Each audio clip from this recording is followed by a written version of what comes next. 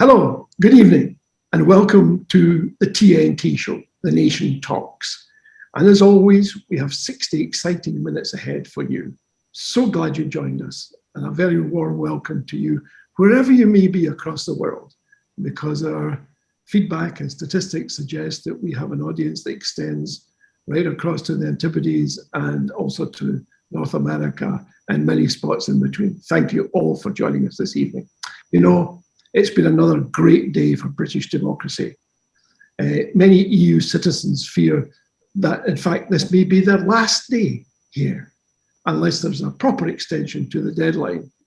Even though Michael Gove, no less, assured them during the Brexit campaign that their right to stay would be unaffected.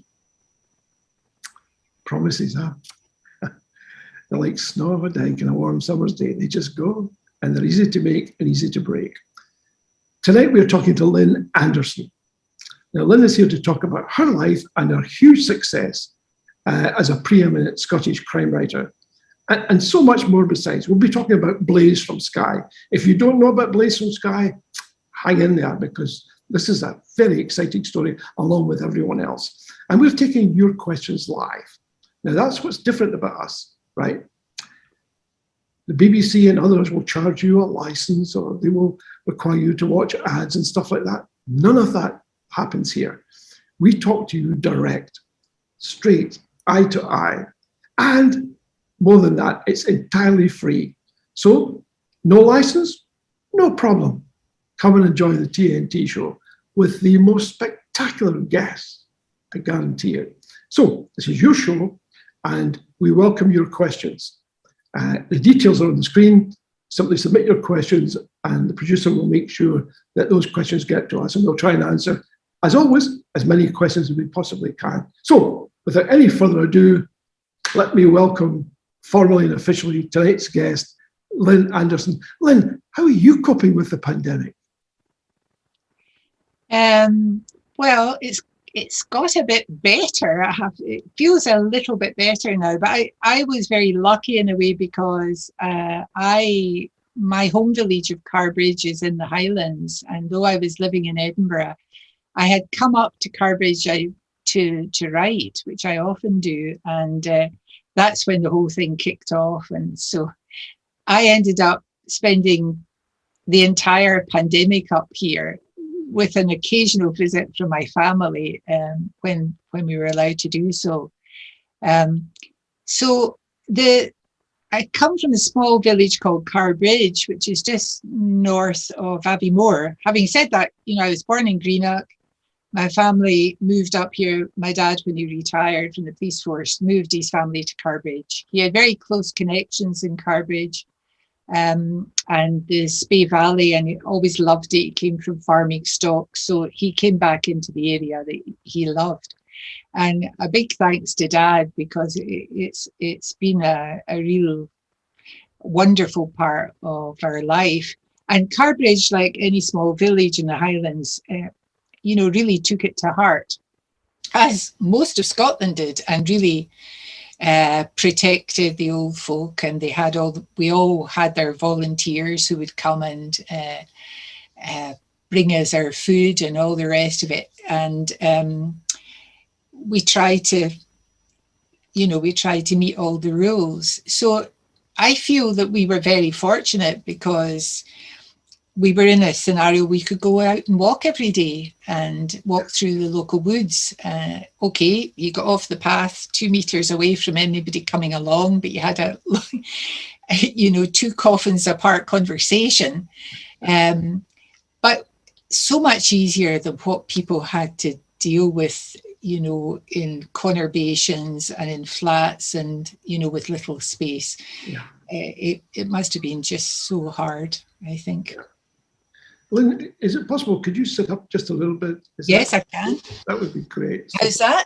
It's the levels across the screen. That's great. That's super. That's better, isn't it? Right. Okay. Tell us a little about, but before you tell us about your background, etc., how easy or difficult do you find it to write? Because there'll be a whole bunch of people watching tonight, listening tonight, thinking, I'd love to do that. Yes. I was one of those people for a very long time, I have to say, because the first thing I ever wrote, I was in primary school in Greenock at Larkfield Primary, and I wrote a play based on Mary Queen of Scots, and bizarrely, the murder of Darnley, you know, and I was, I think, primary 6 or 7. And that was, and in fact, my wonderful, they got it acted round the school. I can't remember why I wrote that, but I just loved the idea of the story and telling the story. But I couldn't imagine being a writer. You see, when I was at school and did my higher English and everything, pretty well everybody you studied was dead. I just thought writers were all dead. I mean, I can remember thinking, you know, we never know about anybody who's alive, or at least you weren't taught about anybody who was alive. That's all changed now, thankfully. But I love telling stories, and my mum was Irish and my father Scottish. And I think it was a big thing back then. If you were having this night where people came round, I mean, you could loosely call it a ceilidh, but it was just a gathering of people. You were supposed to have something that you could do at it. And you either sang a song or you told a story. And this idea that once you can take the difficult parts of your life or terrible things that have happened and you can turn them into a story, you know you've survived. And I think, so I did like telling stories, but I mean, I became a maths teacher. I did maths at University of Glasgow because, well, I love maths, but also I thought that I would get a job. You know, it was all about getting a job. So it took me quite a while to actually end up starting to write stories in a more formal way. Yeah. And I think that is often the case for people. Apart from anything else, I didn't think I knew enough about life, really, to write about it. I don't know. It's difficult. I think when you're ready to start writing, you go for it. And it can be at any age. I mean, I can't remember the name of the author of The Chamomile Lawn, but she was like, I can't remember, 75. She was in her 70s when she wrote that book. I remember reading it and think, you can write your first book when you're in your 70s. That's fantastic, you know? So I think if you really want to write, you start when you feel ready and you've got a story in your head, and you don't have to show it to other people anyway. You know, you write it because you want to tell it. And that's true. But how do you cope with the bane of all writers, surely, which is rejection? You know, you do what you think is good work, and other people have told you, you know, objectively, yes, this is good work. Yeah. And then somebody comes back and says, no. Yeah, I avoided that for years because I didn't actually show anybody anything. In fact, I didn't even show my husband my writing. I sort of did it and I thought, well, I can't show anybody that. And then eventually there was a magazine called Chapman Magazine in Edinburgh, and I sent a piece there, a short story. And I got this wonderful email back. He said, oh, we like this. This is good. Why don't you go on one of these writing courses? And I thought, what? You know, and we still have a joke in our house. John will still say to me, am I allowed to call you a writer now? Because Driftnet was published in 2003 and we still, so I think it's, everybody is a different path. There are a lot of very good writing sort of setups in Scotland now, particularly the Society of Authors, but Scottish Association of Writers, and people like my good friend Alex Gray. She was more brave than me. She sort of joined these sort of groups. And I'm not saying to anybody that you shouldn't do that. I mean, I just wish perhaps I had been brave enough to do that. But there are lots of routes in, and the Book Trust Scotland runs a lot of stuff for new writers, which I support. If you have to make up your mind, do you want to write for yourself? And that's as important as if you want to write for other people, really. Do you think it's harder for a woman? Well, I'll tell you easier time now that will probably illustrate how I feel about this. The first book in the series, Driftnet, I had sort of drafted out the book. I didn't have a publisher or anything. But then at the time, Scottish Screen was working with STV to find new writers for Screen. And they ran it once a year up in Inverness, in fact. And I sent a piece in I took what I was writing as a book, but I thought I'll write it as a screenplay, and see how that works. So, because I didn't know how to do that. And the only way to find out how to do something is to try it. So, and I sent it it was called Movie Makers. And it was a brilliantly successful thing. A lot of great writers for Screen came out of that. Anyway, I sent off this sort of screen copy of Driftnet. And I got on this course. It was fantastic. So I went up to Inverness and joined in this course. And the first meeting I had was with somebody from the BBC. And just before I tell you what happened was, Driftnet is about a woman who's a forensic scientist. So she's a woman first, and she works as a forensic scientist. And she gave up her son for adoption 17 years ago when she was quite young. And she attends a scene of crime where this young man has died, and she thinks it might be her son because he looks so like her. Everybody says it. And she's horrified by that. So she realizes she needs to find her son. I mean, as a forensic scientist, they find out, obviously, it's not her son. But that drives her. It's sort of, that was dramatic premise. Mm. So she feels she has to both find her son, and it's become almost personal to find the killer of this young man. And that is the dramatic premise behind Driftnet, which created Rona MacLeod. So I pitched this. The man looked at me and he said, "You're going to have a lot of problems with that. Who would like a woman who gave up her son for adoption?" That was his response. I think about that periodically and I think, well, quite a few people did, because we're at number 16 now. So, but you see, you're talking about that 2003, you would have thought 2003, that sort of attitude wouldn't have existed. Because I remember watching Prime Suspect and really loving it. But of course, she found that very difficult to get that made because they said, a woman wouldn't act like her. Yeah, so in that respect, I think you can see that we've come quite a way. Yeah. But a lot of women still choose a name and are asked by publishers to choose a name that means you don't know it's a woman. Yeah. So you'll get people with initials. J.K. Rowling? Yeah. Well, she wrote children's books, so I'm not sure how that is affected there. But I know, I won't mention the name, but I know one particular person who writes fantastic books. In her first book, she was told not to use her first name. She was to use initials. So things have changed, but they haven't changed that much. The logic is what, Lynn? What is the logic that underpins there is no logic.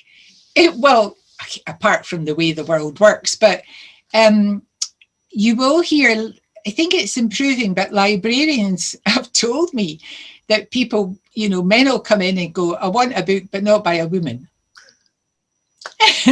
Right. The funny thing is, some people think with the Lin, because I think there are some, I'm not one of those names that could be either way, obviously, but you still get people who are slightly surprised, you know, in the audience when you turn up and you're a woman.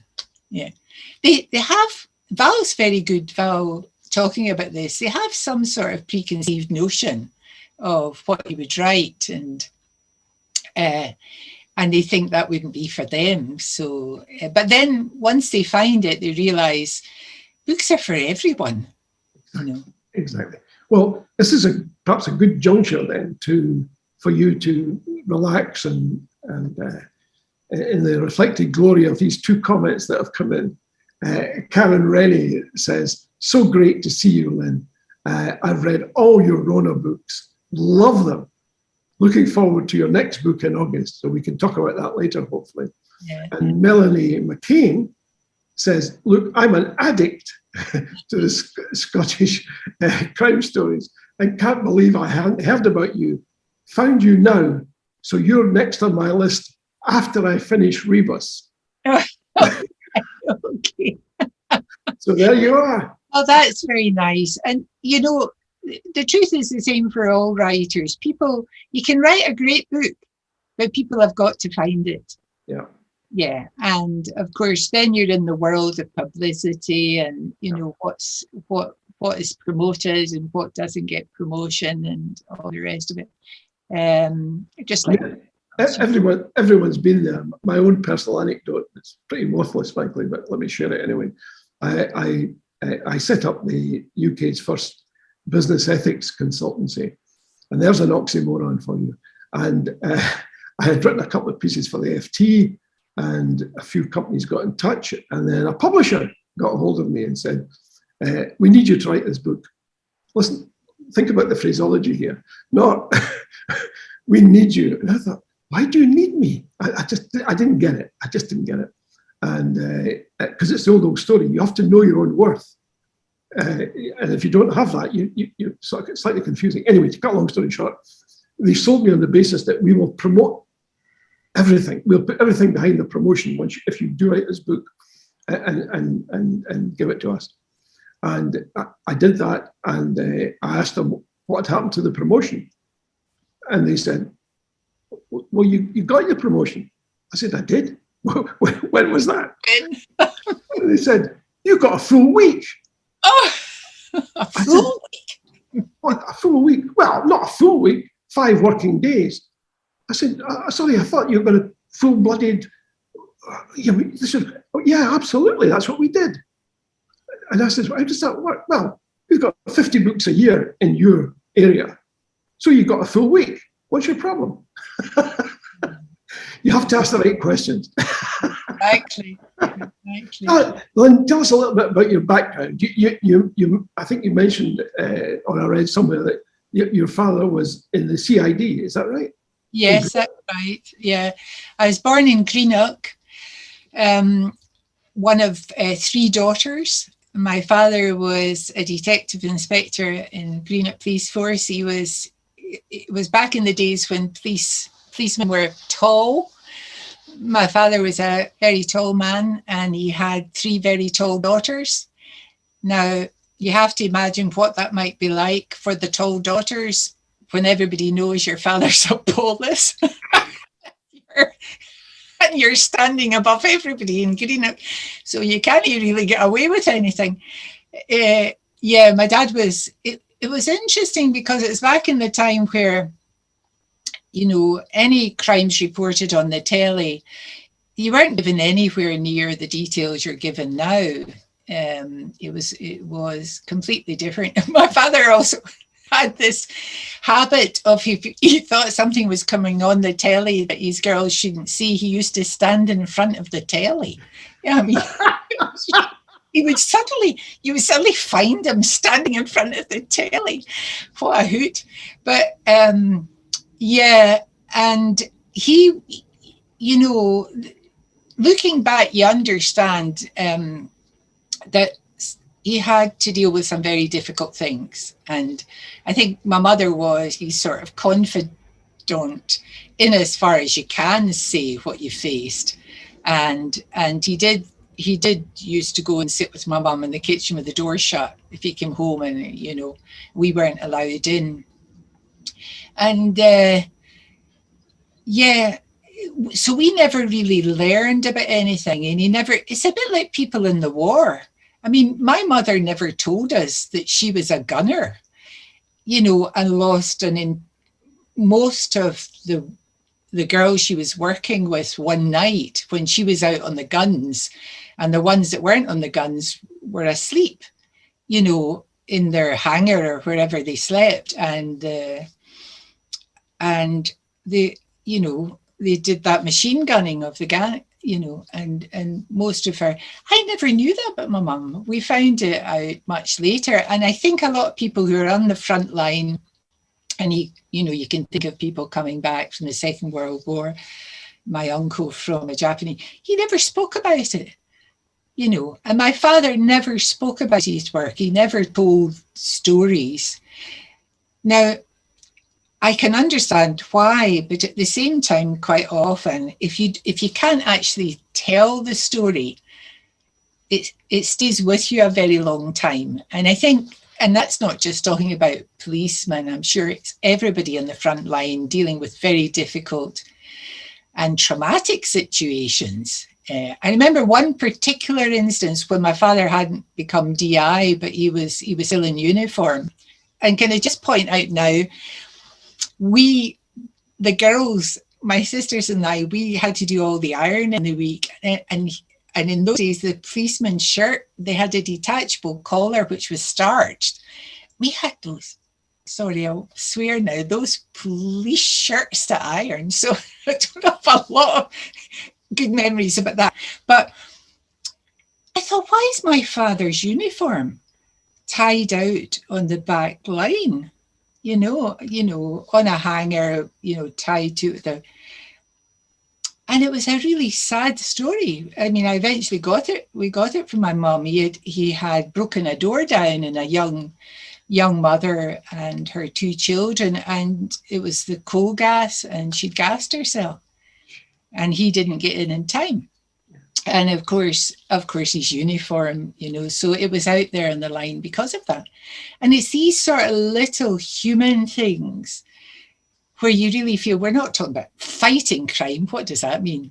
There's like no human beings in that phrase, fighting crime, because it is all about the human condition and what people are having to deal with. And you tend to be in the front line. And a lot of the research I've done recently, when I've been talking to policemen, an awful lot of time policemen is spent in finding people, and older people have wandered off with dementia. It's a huge, particularly, if you watch something like Skye and Lochaber Police, you'll find they're always putting stuff out about that. They've got people there that have just wandered off, and a lot of their time is spent. It's the human circumstances of the world that they work in. Yeah. Yeah, I mean, and then you I assume you graduated, and you, at that time, you decided to become a teacher. Yes. I went to Glasgow University, and I did mathematics as my main subject. But in those days, I did a pure maths degree, which was in the arts faculty. It wasn't applied maths, and it doesn't exist anymore. But the degree you did had to involve, in arts, you had to do a language and you had to do a philosophy. So I did French language and literature, pure maths. They were my main things. And then you either did logic or moral philosophy. Well, I thought, well, the maths has got enough logic in it, so I'll do the moral philosophy. And it was it was a wonderful way of really, I decided I was just going to try and choose subjects that I might never get a chance to choose again. It was like I was entering this wondrous place where I could study anything. So I also did computing, and I also did astronomy in my degree. So I didn't sort of focus down one, but you were really being fashioned as this sort of all-round sort of knowledge. You were either going to be a civil servant or a teacher. I mean, that was really what it was about. But when I finished my degree, I thought, okay, I don't want to go and just, they were short maths teachers at that time. And I thought, I don't want to just go suddenly and teach maths, because I did maths, I did my degree in maths. I'm going to come out and just, you know, I would quite like to try something else. And I had already been at Jordan Hill by then. I got my teacher's diploma. And I decided I would like to, I don't know why, I would like to try special education. So I spoke to my my sort of tutor at Jordan Hill. They weren't called tutors then, but anyway.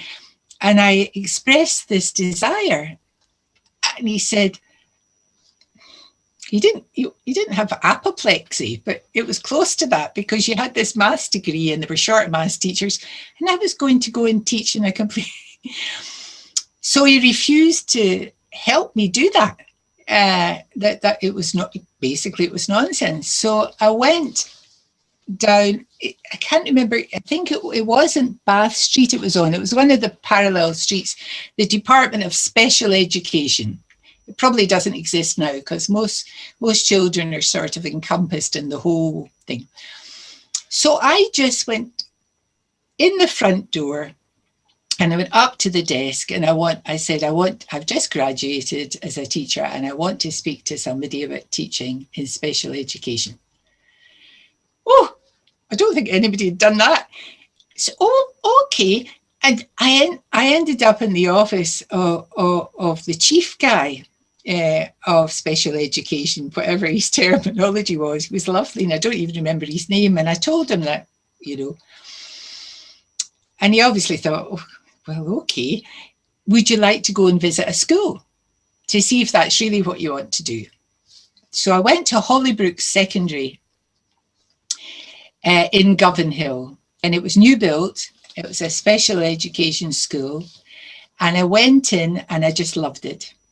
And I went to teach there, and they had girls and boys, but they were in separate classes. I got a girls' class, and I learned more about being a teacher in the year I worked at Hollybrook than I could have ever, because I actually had a class that was mine, and they were with me all the day, except for when they went off to their various, you know, other things like home economics or gym or anything. They were with me.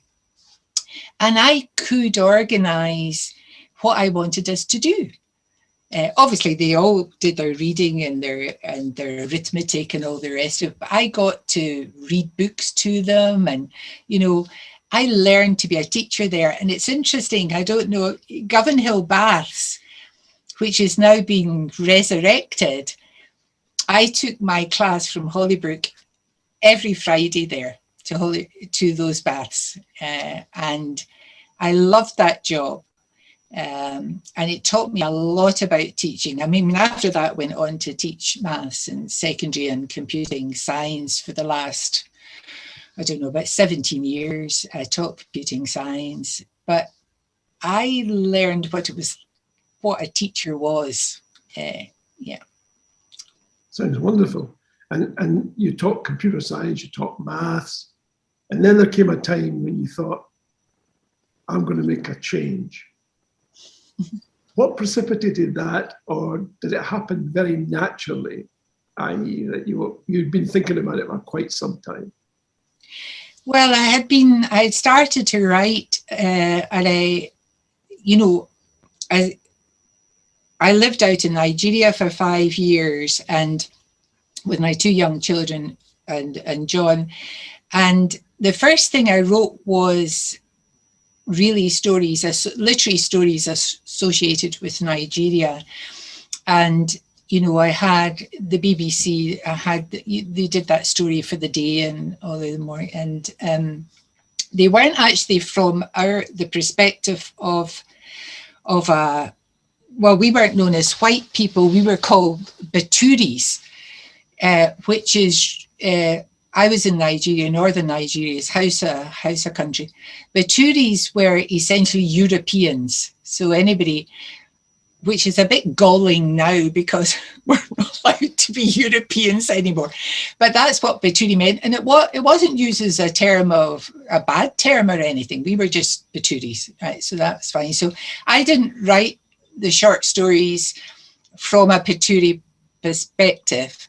I wrote it from the perspective of people who lived in that area, who were working in that area, or people from other parts of Nigeria who had come into that area.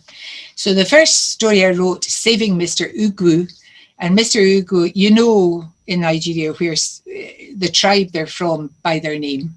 And he, I wrote about him, and it was based on something that had happened in Nigeria, where there had been a big riot when we were away off the camp up in the hills. And we had come back and the camp was emptied, and we were told to get away as quickly as possible. And the strange, bizarre thing about this, we went for safety to the Yugoslav camp. And at that time, I thought all Yugoslavians got on together because that's the way it appeared. But of course, that didn't prove to be the case later on. But during that time, he was an Igbo man, and he was the accountant, because they were the Igbo tribe had much more access to education than the houses in the north, and but of course these old tribal things that we live in, they didn't like it that he had been brought in, and they had done extra work, and the company didn't give the money in their pay packet, and they blamed him. So they chased him.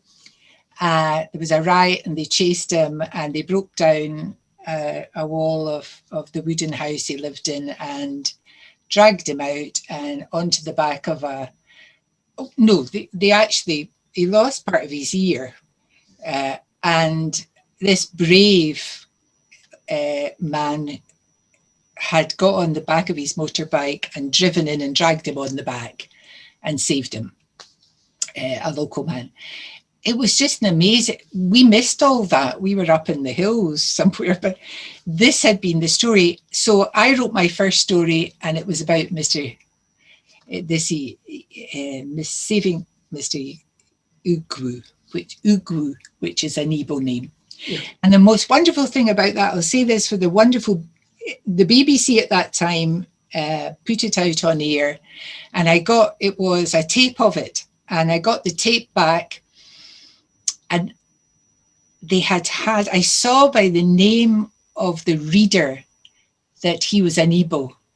So they had got Saving Mr. Ugwu read by an Igbo man. And it was and that kind of sold me. Yeah. You know, it was like creating a world from some of the experiences you've had. So I did quite a few short stories. And at that time we had the Macallan short story competition in Scotland. And in fact, I have up in the wall in there 10 years of the Macallan. And I'm one of a lot of writers on there. Alexander McCall Smith, you know, you'll see all the names. It was a wonderful thing for discovering writers. So that was me kind of sold on it. Yep. And then I went on from there, but I was doing all that while I was teaching full time. And actually by that time I was head of department in computing. But I knew that the crunch time was coming. Driftnet came out. It was Otterkers at that time. It was Book of the Month. And it did really well. And I knew that I loved it. The other thing was I couldn't really see myself being an ancient computing teacher. I could see myself being an ancient writer, but not a computer.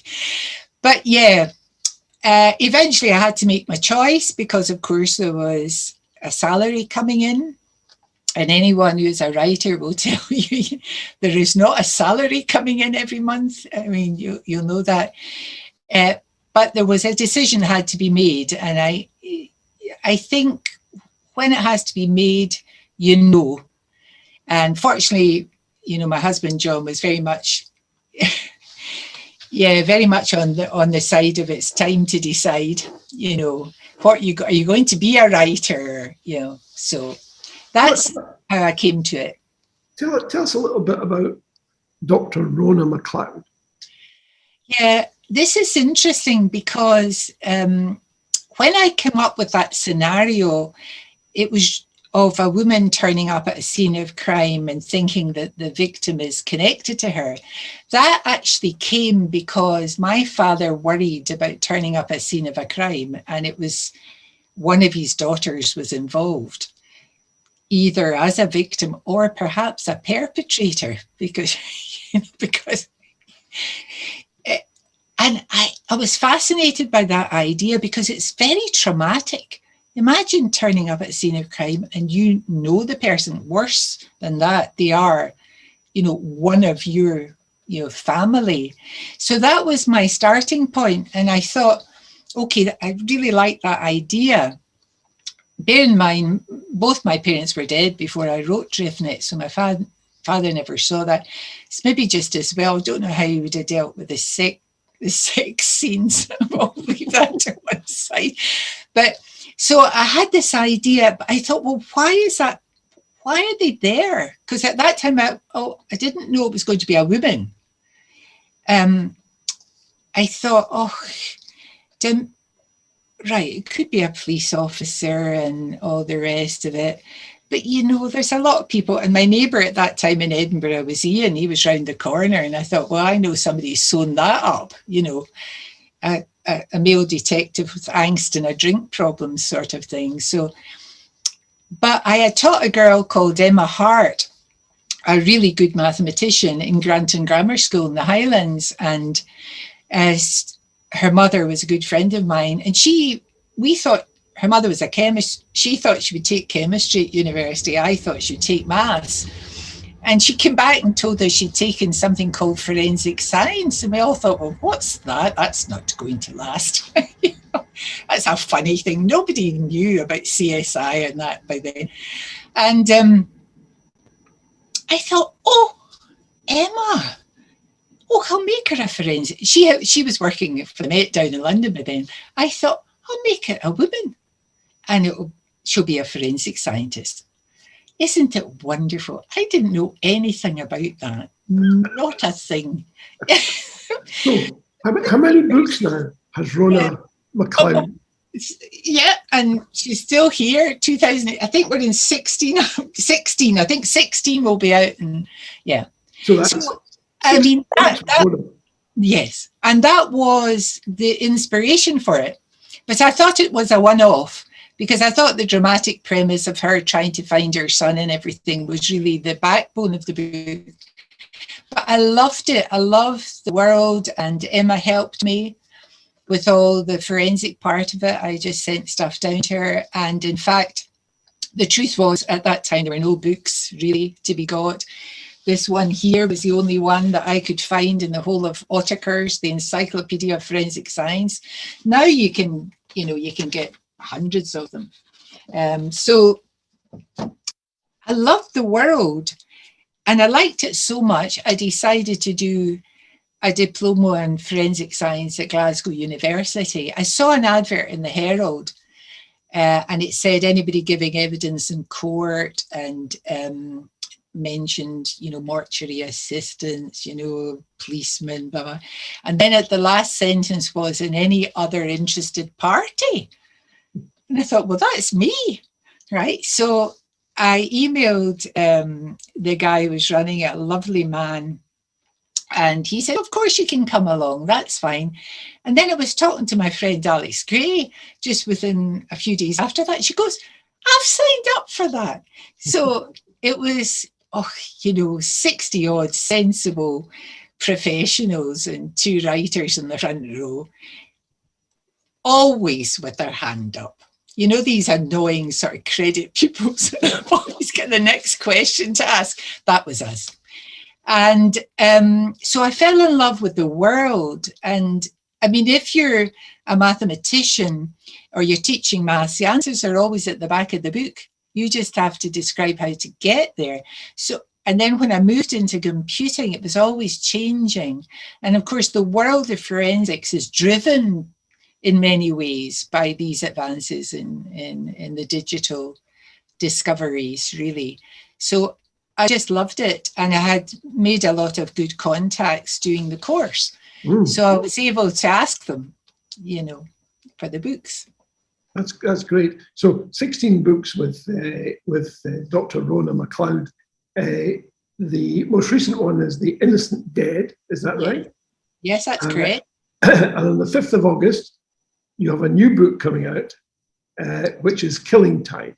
That's it. Yeah. And I lived for a while in Orkney, and I've always gone back, John and I, and our kids and everything. I have good friends there. When we first moved there, we stayed on a farm called Orfer.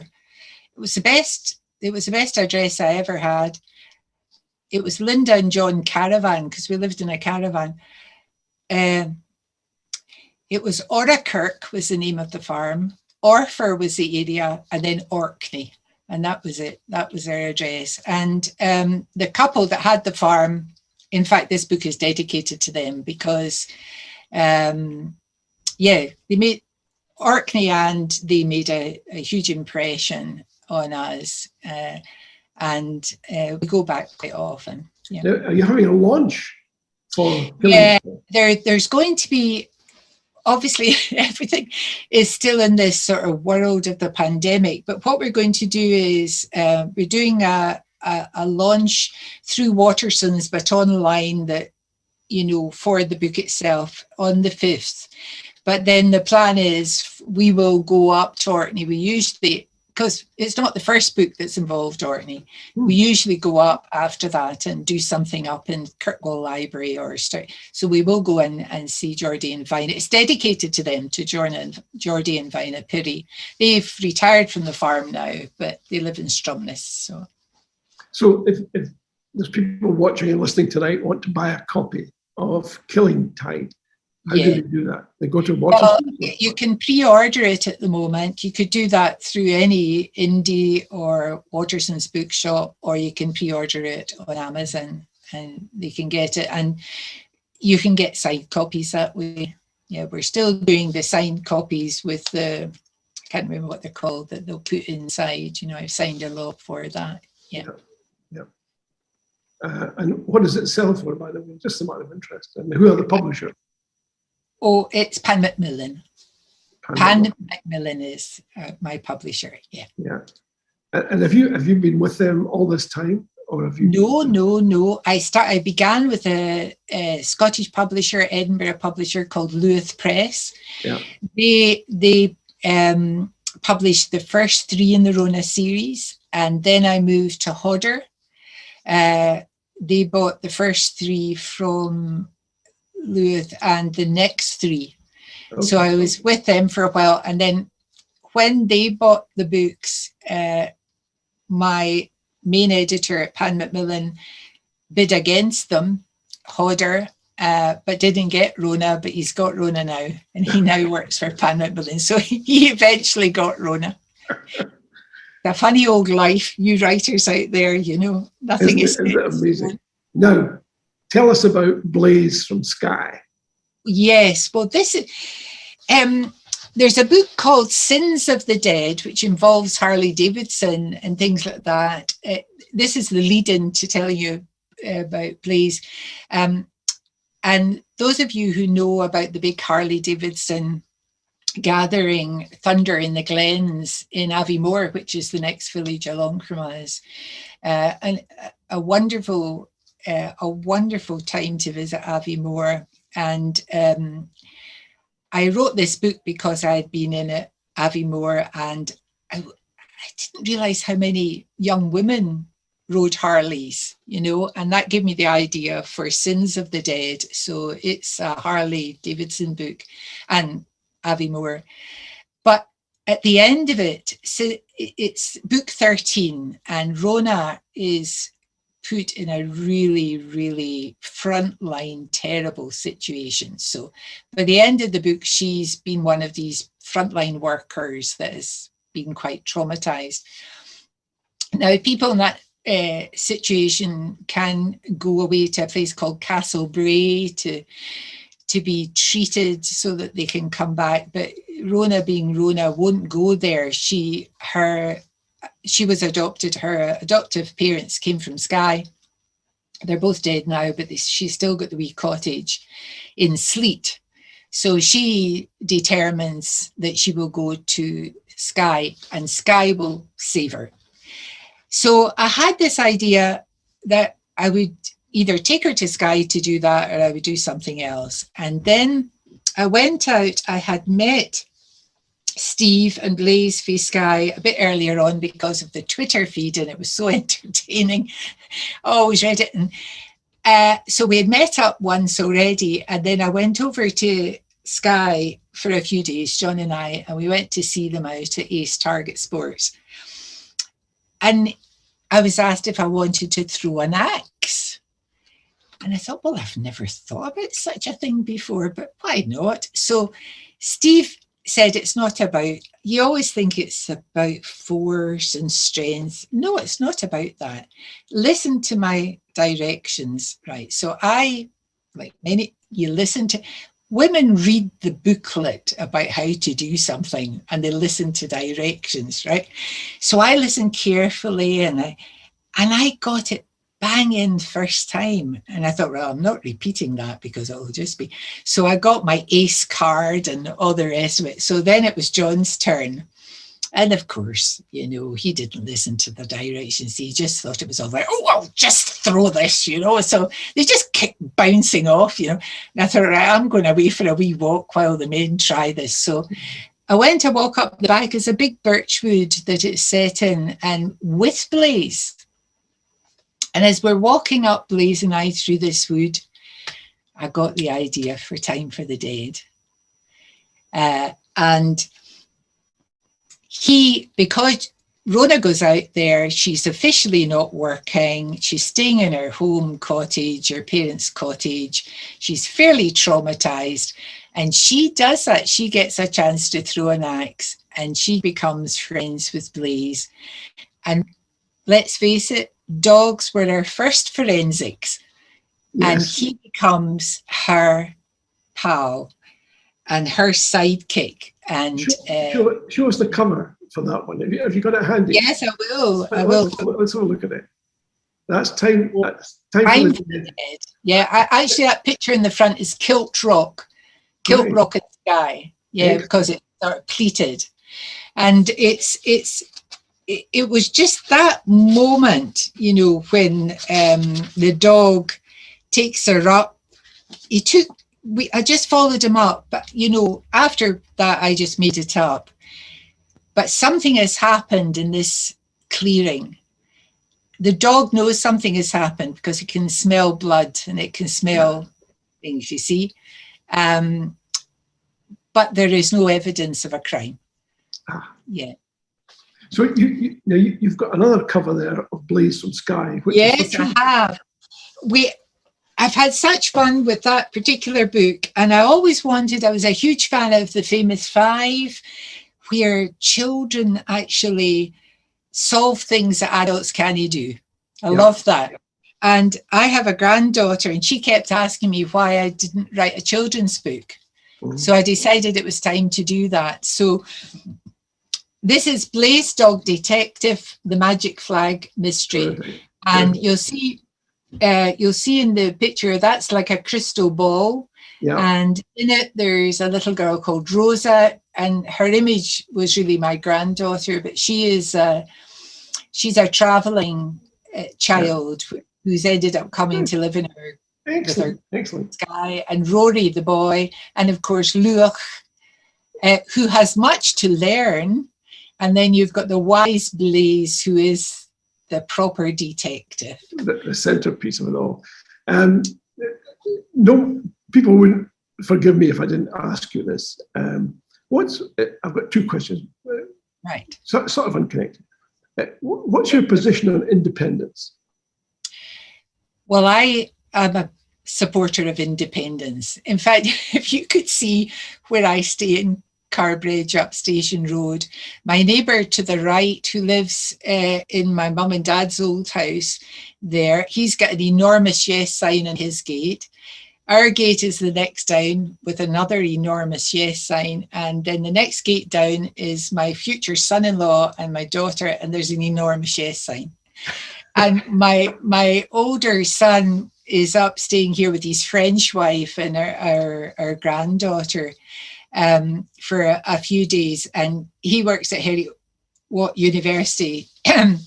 And he was doing a meeting today out on our deck. And behind him, the saltire is flying. They're all going, I love your flag and everything. Yeah, big supporter. Yeah. When 2014 was very traumatic for everybody, but we had to start Bloody Scotland in the morning after. Yeah, that must have been hard. That was very difficult because obviously, you know, different people felt different things, but we had to produce Bloody Scotland. And of course, Willie was there, Willie McIlvanney, who, you know, began it all in Scottish crime writing. Wonderful guy. And I can remember speaking to him that day, and he knew his days were numbered, and he was very sad. He didn't think he would be back. You know, he wouldn't be back for the next time we had a try. But we've come a long way, and we know an awful lot more than we knew in 2014. Yeah. And also the biggest thing I would say is young people. I was a teacher. How do you tell children in your classroom, young teenagers, that they're incapable of running their own country? Yeah. As a teacher, you would never tell your pupils what they're incapable of doing. It's complete nonsense. I mean, when I see what some of the ones I've taught have gone on to do, it's astonishing. Fortunately, and I hope it's true, young people are not going to be told that anymore. They're not going to be told what they're not going to be able to do. They're wanting a chance to do what they want. Yeah. Yeah. Well, that's borne out by the opinion polls, which are I mean, there's no question that the bulk of non-independent support lies amongst people of a certain age. It's not amongst young people. It's almost the exact opposite, in fact. And I need to ask you another question because we've only got 8 minutes left. I did say this would go fast. It would seem to be, based on the statistics again, that reading crime novels and books that audience is disproportionately female. Yes. Many more women than men prefer to read books about crime. Why is that? Well, I mean, everybody will have their own idea about this, but the truth is women read more books than men, for a start. So, you know, women visit the library more often than men. There are more women readers than men. The thing about crime books, and I think Ian said it very well on one occasion, one of the aspects about crime books are they cover all stratas of society. Now, if you want to go and visit a country that you've never been to before, don't buy a travel book. Buy a book by the most popular crime writer. You're going to learn more about the social strata of society in there, because ostensibly a policeman can go anywhere. The other aspect of it is, I think that the desire to try and understand why something has happened, I find it very powerful. The psychological aspect of how people end up doing what they end up doing is a huge draw. The other thing, the spine of any crime novel, and I'm probably quoting some famous crime writer at this moment, is about justice. Now, that doesn't necessarily mean that you're going to end up seeing them in court. But what you want to do is you take the world, it becomes completely disrupted, and by the end you want a sense that justice has been done in some form or other. Now in real life that doesn't happen that often, but you can make it happen in fiction. My last point I would make is crime novels are an enormous, it's a huge umbrella, that crime novel idea. So you can get all aspects of books in there. I think the kind of thriller Jack Reacher, a lot of women love reading Lee Child, but that kind of book where you get a lot of action, which might turn into a film, but you're not really questioning why the thing has happened to the same. And I'm not suggesting that of the Jack Reacher books, but those sort of books that, you know, something bad happens, somebody goes out, and you see a lot of television stuff that shoots their way through it and you get an end. It's almost like a war film rather than... So I don't know if that helps answer the question, but that's the feeling I get back from readers. Sort of. I asked my wife this question because she's devoted to crime books. Good. And thank goodness for her. And she sort of agrees. She said it's about logic. I like to know, you know, who did what to whom and when and why, and what the motivation was. Exactly. And the best, I suppose, crime books and crime movies and series are about positing something that looks very unlikely, perhaps. Yes. And then drawing the threads of that together in a very accomplished way, yes. So the reader feels involved, that you're just one step ahead. Right, because it's a very interactive type of reading. You feel you're playing a role in trying to figure it out as well. And that's a huge draw in for people, you know, which makes it quite difficult to write, because you want to always give a place to your audience and not fool them. So they should think at the end, oh my God, I remember that thing a wee back at the beginning. Yeah. And not feel cheated. You know, that they have followed the kind of mystery, and okay, they maybe didn't get it, but now they understand. Yeah. Yeah. Yeah. There was a very good reason they didn't get it. Yes. And that was, I missed a clue. And no. And sometimes when that happens, what it leaves the reader with is this enormous impetus to buy the next book. Yeah. And could I just say now, I don't know who's done it. When I write that opening scene, I walk onto the scene like Rona walks onto the scene. She doesn't know who's done it or why they've done it, or even at the beginning exactly how they've done it until... so if I don't know at page 100 who did it, how are you going to know? But then you don't have to worry the way I have to worry as we get about 2/3 through and I still don't know. I mean, it's extraordinary, isn't it? I mean, it's a genre which I think, I mean, it seems to be growing all the time. Yes. I mean, look at the audience figures for Line of Duty, for example. Yes. You know, it's I know, it's fantastic. And I mean, the whole, just a plug at the end here for Bloody. The reason we started Bloody Scotland was we knew all those writers were here, but there was no platform for them, apart from the one or two really big names, you know, that were known down south. And we were determined that we were going to have people coming up to us, to Scotland, rather than us going down to festivals in England. And it's been an explosion of great writing. It's fantastic. Who should, to help people get a sense of Bloody Scotland, who should people look out for? Whose books should they look out for? Well, we have not yet publicised exactly what Bloody Scotland will be, although I would say that the way things are running at the moment, we did it with Story Digital last time, and we had an enormous 55 countries tuning in to Bloody Scotland. These are people who couldn't have come to Bloody Scotland, really. in normal. So I think we want to hold on to our international audience, and we'll see how things go with the pandemic, but hopefully we'll manage to have a sort of a bit of a balance between some, but it's always, Bloody Scotland is always about, it's quite unique, always about the quirky, you know, sort of Scottish way of looking at life, you know.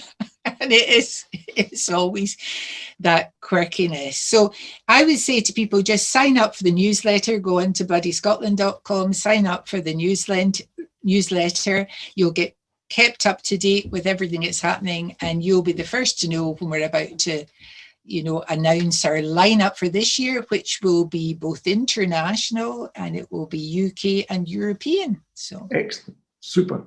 Lynn, we're almost out of time. In fact, we are out of time pretty much. It simply remains for me to say thank you very much, and most sincerely. It's been terrific. And judging by the comments, your fan club has been joining us tonight too. A big thank you to you for asking me along. It's been a delight. It's a great pleasure. And maybe when Bloody Scotland comes along, we can maybe connect up again. I'd be happy to do something about Bloody Scotland in September sometime. That would be great. Let me say to everyone watching and listening, as ever, we have another set of great guests in the weeks ahead. You know, this is a place for people like Lynn who make things happen, who are at the top of their profession, and we'll have other folks coming along in due course. We're back next week at the same time with a special guest, Ian Leckenby, who's a major Yes campaigner. So you'll be joining us next week, and it would be lovely if you could come and join us for that programme. And please look out for the Constitution column, which this week will be written by Dr. Elliot Bulmer. And you'll find that in the Sunday National. You'll find it in the 7 Days Supplement. And if you like the Constitution column, write to the editor, Callum Baird, and say, we love the Constitution column, particularly when it's written by Elliot Bulmer. And very importantly, please support Indie Live and Indie Live Radio. New voices for a new Scotland. And no license, no problem. These folks are here for you. As I said so often in the past, there's a cornucopia of material out there, and it's all yours and it's all free. And if you like the TNT show, there's an Indie Live fundraiser that crops up from time to time. Do look out for that. Thanks again, and good night. Join us next Wednesday. And remember, it's been a great day for British democracy. Good night, all. Good night. Good night.